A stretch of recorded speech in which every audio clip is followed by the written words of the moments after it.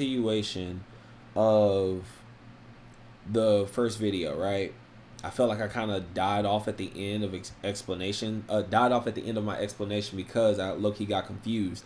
But after taking some time to kind of re-go through what I did, I noticed something very important.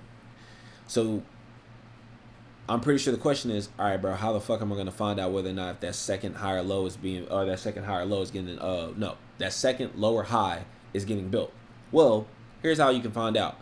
Of course, you got your point A, your point B, right, on your Fibonacci, and you got the higher high, higher low, higher high, higher low, or lower high, right, or lower low. So you got high, low, then higher high or lower high, higher low, higher high, lower low.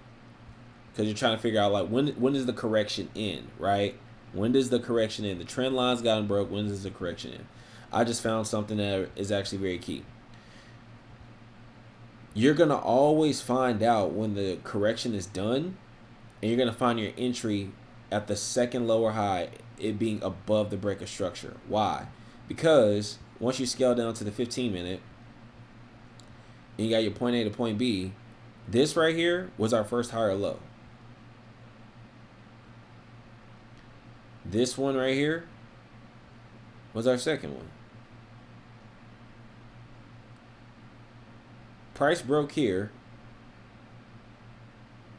and officially established an actual low, like an actual, yeah, I'm glad I got that out the way. An actual like low, right? This is an actual like low. Where's that?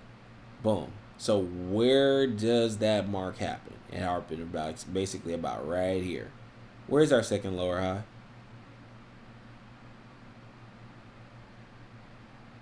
So you saw I fucked up, end up losing that trade because I got stopped out. I got stopped out right here, right? Instead of getting right here. Well, now we understand why. Because, boom, price gave us a higher high here. And now we have, boom, that break of structure. Lower high.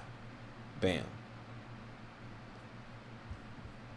So, and then also, I'm pretty sure that I got confused on when I mean by second lower high. Here, here, here, here, here. So, when it comes to equal highs and equal lows, I understand that is very confusing, but just don't complicate it too much, because you'll get lost in the minutia of that shit. You see here, here, here equal highs. Here, here. You got your first lower low. That's a lower high, lower low. Boom. There's your lower high. Click right there. It's always at a lower high.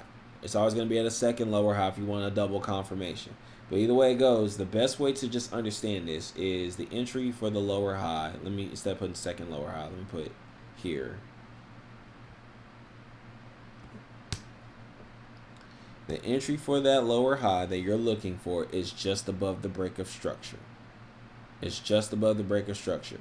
So once price breaks structure here, boom, you got that indication. There's your correction, continuation. Cool.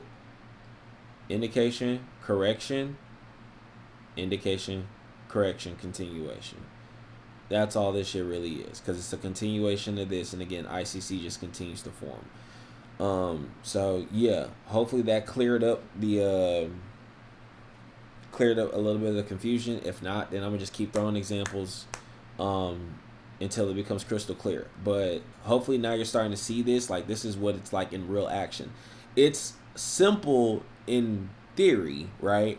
But it's refining it until you get it right on the charts. That's where it matters the most.